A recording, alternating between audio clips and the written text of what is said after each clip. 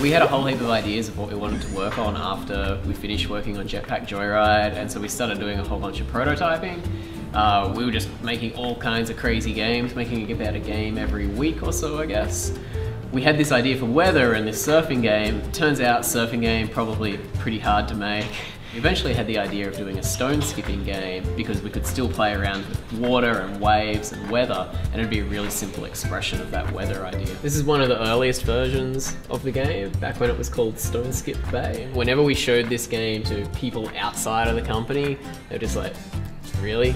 Playing with a rock? We needed, cute characters, something that people could relate to and, really want to come back and, just spend more time with these cute little group of little guys.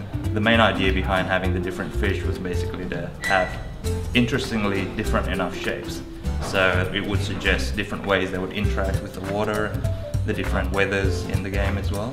So a lot of these crabs were based off real personalities in the office. Hard to please Harwood, he's really hard to impress. His eyes have that I'm not impressed look. Working on Fish Out of Water was a really nice change from Jetpack because it was a totally different game. Fish Out of Water was obviously going to be really kind of natural and organic, but the challenge was to also make it fun at the same time.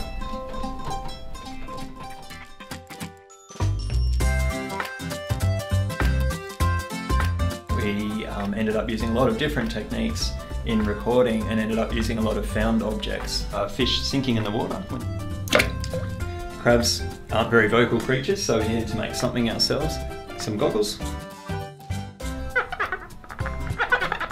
So Errol's sounds, he's a puffer fish, so naturally he had to sound a bit like there was some air involved somewhere. Basically, just